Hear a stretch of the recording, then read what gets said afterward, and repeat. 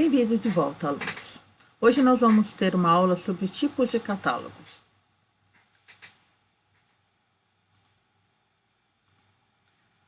Bem, inicialmente, as bibliotecas possuem dois conjuntos de catálogos, o catálogo de público e o catálogo interno. Os catálogos de público, quando eram construídos manualmente, eles tinham três tipos muito distintos. Tínhamos o catálogo dividido, que a gente construía gavetas com índices por autor, por título e série e por assunto. As séries ficavam junto com os títulos, porque séries são títulos coletivos que representam uma coleção de obras. Tá? Nós tínhamos os catálogos dicionário, que são catálogos que misturam todas as fichas em um índice só, autor, título, série, assuntos. Tá? E nós temos os catálogos sistemáticos. O catálogo dividido, ele sempre foi o mais utilizado. Tá? Então, nós construíamos catálogos por autores. Vocês podem ver que tanto os autores primários quanto os secundários, eles são ordenados em uma única ordem alfabética. Tá? Os catálogos de títulos, que nós tínhamos séries e títulos também ordenados em uma única janela. E nós tínhamos os catálogos de assuntos. Okay? Os catálogos de assuntos, os assuntos serem escritos em caixa alta não é uma norma, é bom lembrar isso. Tá? Foi uma convenção na época da máquina de escrever que se economizava muito de tempo de digitação dos assuntos nas fichas se elas fossem feitas todas em caixa alta. Mas o mais importante é lembrar que na biblioteca o mais importante é o padrão. Se na biblioteca que você estiver atuando, os assuntos estiverem em caixa alta, mantenha em caixa alta. Se não estiver, não faça. Mantenha sempre o padrão do local onde você está atuando. O catálogo dicionário foi criado por Charles M. Cutter, como eu citei na história da catalogação, na aula anterior. Neste catálogo, você coloca todas as fichas que nós vimos separadamente em uma única ordem alfabética. Então, nós podemos perceber que nós temos os assuntos, os títulos e as séries todas em uma única ordem alfabética.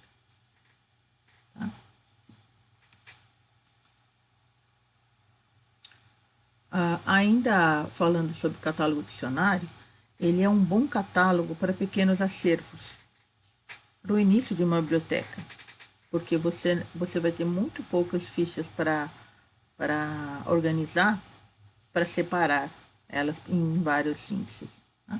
Mas conforme a biblioteca for crescendo, é imprescindível que você o transforme num catálogo dividido, porque senão o controle e a busca fica muito mais complicada do que se você manter eles em uma única ordem só. Se você mantê-los assim, né? Bem, o último tipo de catálogo era o catálogo sistemático. Aqui no Brasil ele nunca foi muito utilizado, mas algumas bibliotecas usavam. Tá? Ele tinha as três fichas, como nós vimos anteriormente, o catálogo de autores, de títulos, de séries e de assuntos, como o catálogo dividido. A diferença estava no catálogo de assunto, que eram construídos dois catálogos para assuntos. Um em ordem alfabética de assuntos, como vocês podem ver nesse exemplo. Tá? Então, nós tínhamos os assuntos e nós tínhamos apenas o número de classificação que representava esses assuntos. Nós não tínhamos a informação do livro aqui, nessas fichas. Apenas o assunto e o número de classificação. Tá? Aí, o aluno era remetido para um outro catálogo que era ordenado por ordem de classificação. Por isso chamava-se catálogo sistemático. Nesse catálogo, ele pegava aquele número que ele achou no catálogo alfabético, o número do assunto, procurava nesse catálogo e aí ele ia achar as obras que existiam sobre aquele assunto. Para o usuário, ele era de uso mais difícil, porque o usuário demorava um tempo para entender essa lógica, alguns usuários, né, não todos, e também para o bibliotecário acabava dando mais trabalho para construir, porque afinal de contas você fazia uma ficha a mais para assunto.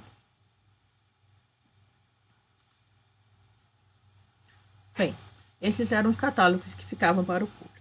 Hoje, esses catálogos públicos, eles existem em OPACs, em catálogos acessados pela internet. E aí a ordenação é a ordenação que o usuário quiser. Ok? Bem, outros catálogos que nós construíamos na época das fichas eram os catálogos internos. Tá? Nós tínhamos o catálogo de identidade, o catálogo de assuntos, o catálogo de número de classificação, catálogo decisório, catálogo topográfico e o catálogo de registro ou de tombo. Esses catálogos ficavam na sala do bibliotecário e eram de controle interno, apenas para o trabalho do bibliotecário. O catálogo de identidade era o que nós chamamos hoje de controle de autores, controle de autoridade. Tá? Alguns autores assinam livros com pseudônimos, outros livros com seu nome verdadeiro, outros autores usam o formato reduzido do seu nome, por exemplo, o Ziraldo, que assina só Ziraldo. Tá? E para que não haja entradas variadas de um mesmo autor em um catálogo, nós precisamos fazer esse controle de autoridade. Ou seja, nós vamos definir qual vai ser o formato padrão que a biblioteca vai usar e quais são os formatos variantes desses autores, dos nomes dessas pessoas. E nós vamos fazer remissivas para que o usuário localize tanto o nome verdadeiro, quanto pelo pseudônimo, quanto pelas várias formas de procurar aquele mesmo autor. Tá? Então, nós fazíamos fichas para controle de autoridade parecida com essa que nós estamos vendo no exemplo. Nós colocávamos, aí no caso é um pseudônimo, Malba Tahan, de qual obra nós tínhamos localizado esse nome. Tá? Nós fazíamos uma busca em catálogos de autoridade de outras bibliotecas, de sistemas de bibliotecas, de redes de bibliotecas. Aqui no caso, esse foi tirado do antigo Bibliodata Calco. Hoje nós podemos fazer essa consulta de autoridades na Library of Congress e na Biblioteca Nacional. Todos são online. Nós temos também um catálogo coletivo que tem unificado em uma única busca os catálogos de autoridades de várias bibliotecas nacionais no mundo todo, tá? Que é o VIAF. Então, hoje nós temos outras fontes para nos ajudar. E nós colocávamos também qual era o nome verdadeiro desse assunto, desse autor. Tá? No caso, Malba Tahan é Júlio César de Melo Souza. Júlio César de Melo Souza, ele era um professor de matemática e ele publicava livros didáticos de matemática. Então, numa biblioteca você podia ter tanto livros assinados por ele, como Júlio César de Melo Souza, quanto livros assinados como Malba Tahan. Por isso, esse controle era muito importante. É muito importante ainda hoje, principalmente no catálogo eletrônico, porque é com esse controle que o computador vai saber que dois nomes diferentes são a mesma pessoa. Sem isso, para o computador, são pessoas diferentes e ele não recupera de uma maneira uniforme. Tá? Aqui nós temos, então, nós fazíamos a ficha para o pseudônimo e fazíamos a ficha para o nome principal, porque ele publicava nos dois nomes. Tá? Quando o autor publica em um só nome, a gente faz só a referência para o pseudônimo, do pseudônimo para o nome principal, para o nome verdadeiro. Okay? Então, aqui nós temos uma outra variação do nome dele. Okay? E depois nós construímos essas fichas para colocar nos catálogos dos usuários. Então, se algum usuário procurasse Melo Souza, eu mandava ele ver em Souza, porque o nome de Júlio César não é um nome composto. Tá? Um outro catálogo que nós tínhamos para controle era o catálogo de assuntos. Tá? No catálogo de assuntos, era como se nós construíssemos a lista de cabeçalhos de assuntos da nossa biblioteca. Quais são os assuntos que eu utilizo como descritores padrão? Quais são os sinônimos desses descritores? Que eu colocava o xzinho sozinho, significa ver, tá?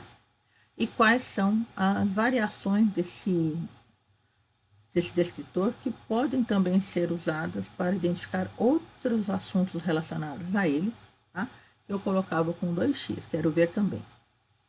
Nesse período, nós ainda não trabalhávamos com tesauros especificamente, mas sim com listas de cabeçalhos de assuntos que se limitam às relações ver e ver também. Feito essa ficha de controle, nós construímos uma ficha igual a essa que vocês estão verificando, para colocar no catálogo do usuário. Então, se o usuário procurasse descrição bibliográfica, eu mandava ele olhar em catalogação descritiva, que eu estou tratando esses dois assuntos nesse meu acervo como sinônimos. E para assuntos relacionados, ou seja, outros assuntos que pudessem interessar ao usuário, eu criava a ficha de ver também. Catalogação descritiva, ver também catalogação e catalogação descritiva. Um outro catálogo que a gente fazia de controle era de número de classificação. Quando nós classificamos, nós podemos, mesmo que a gente classifique sozinha na biblioteca, quando a gente pega 2 livros de um mesmo assunto, com um intervalo de algumas semanas ou de alguns meses, nós podemos acabar atribuindo números de classificação diferentes para livros de um mesmo assunto. Porque em algumas áreas a classificação é muito subjetiva. Por exemplo, se eu tiver um livro de física quântica, o assunto é física quântica, não tenho que variar, e na tabela de classificação eu não vou achar um número diferente para física quântica. Tá? Agora, se eu tenho um livro sobre duelo, por exemplo, o duelo eu posso classificar ele em vários lugares na tabela de classificação. Eu posso classificar ele na filosofia, com um enfoque de ética, tá? Qual é a ética da prática do duelo, ok? Nós podemos classificar ele na área de religião, tá? Porque o duelo ele é entendido como a dualidade de um evento em que você está disposto a ser um assassino e ao mesmo tempo a ser um suicida. Você está entrando naquela para matar ou morrer. E aí a religião vai dar o enfoque no duelo enquanto pecado de assassinato e de suicídio, tá? Ele também pode ser classificado na área de ciência militar, sinônimo de guerra. E ele pode ser classificado também na área de costumes sociais, porque o duelo é um costume social que evolui no decorrer dos anos, mas que não muda e não desaparece. Se nós pensarmos, hoje nós não temos duelos com luvinhas, né? Você está desafiado para um duelo, mas nós temos brigas, pessoas que brigam por mais variados motivos, às vezes dispostos a matar ou morrer, né? Que você pode caracterizar como um duelo. Então, até mesmo o duelo é um costume social que evolui com a sociedade, né? Então, você pode ver que nós tivemos 4 opções de classificação de um mesmo assunto. E nós podemos, na área de ciências sociais e humanas, a possibilidade de variação de número é muito grande, porque os assuntos são muito subjetivos. Vai depender muito do papel daquela obra dentro do seu acervo e dentro do tipo de usuário e de acordo com o tipo de usuário que você atende. Para que a gente não faça esse tipo de classificação duplicada para o mesmo assunto, nós construímos os catálogos de números de classificação, onde nós informávamos que para determinados assuntos nós já usamos uma determinada classificação. Isso facilitava bastante o nosso trabalho. Hoje, com os catálogos eletrônicos, antes de classificar uma obra, eu posso entrar no computador e consultar se eu já fiz alguma obra daquele assunto. Eu não preciso mais ter esse controle interno, porque eu consigo ter esse controle no OPAC. Bem, um outro catálogo muito importante é o catálogo decisório.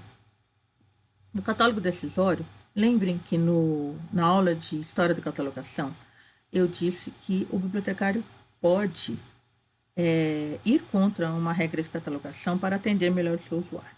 Mas se ele fizer isso, ele precisa deixar isso registrado, porque ele vai ser substituído. Ele pode aposentar, ele pode ir para um emprego melhor. No caso das mulheres, ela pode casar com um milionário e decidir que vai ser madame e parar de trabalhar. Então, nós vamos ser substituídos em algum momento naquele local em que trabalhamos. E a pessoa que nos substituir tem que ser informada de por que nós fizemos uma determinada coisa na organização do catálogo. Tá? Então, isso é muito importante e isso a gente não tem no catálogo eletrônico, no OPAC.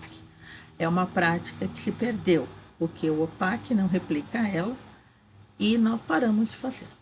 Mas isso é muito importante que seja resgatado, porque, por exemplo, como o exemplo que está aí, eu estou dizendo que o ponto de acesso principal eu estou fazendo pelo organizador. Pela regra do ACR2, isso é errado. Só que se meu usuário procura todos os organizadores como autores, eu posso facilitar a vida dele atribuindo pontos de acesso ao organizador, tá? Sem problema nenhum. É só eu deixar isso registrado. Foi uma decisão minha e qual o motivo dessa decisão. Tá? Nós tínhamos também o catálogo topográfico, que eram as fichas matrizes. Todo o conjunto de ficha catalográfica, a gente faz a ficha matriz e depois nós fazemos cópias dessa ficha matriz com cabeçalhos diferentes para o índice do catálogo público. Então, essa ficha matriz ela era guardada na nossa sala em ordem de classificação, de número de chamada. Ou seja, ela era o espelho da ordenação da estante. Ela era usada principalmente quando se fazia inventário da biblioteca, porque nós íamos de estante em estante conferindo se os livros estavam ali. O livro que faltasse, a gente verificava no empréstimo. Se não achasse nem na estante, nem no empréstimo, nem na base de obras que foram para restauração, essa obra tinha sido perdida. Tá? Hoje nós podemos também fazer esse controle pelo OPAC. Também acrescentando, tanto o controle de autoridade quanto o controle de assuntos, que eu falei inicialmente, catálogo de autoridade de assuntos, também podem ser feitos pelo OPAC. Bem, um último catálogo que nós tínhamos era o catálogo de número de registros. Se vocês repararem, número de classificação, ele pode ser, por exemplo, se eu tiver 2 livros da Holley, os 2 vão ter esse mesmo número de chamada. Tá? Se eu tiver 2 da May, os 2 vão ter esse mesmo número de chamada. Ou seja, o número de chamada ele não é adequado como identificador único de uma obra.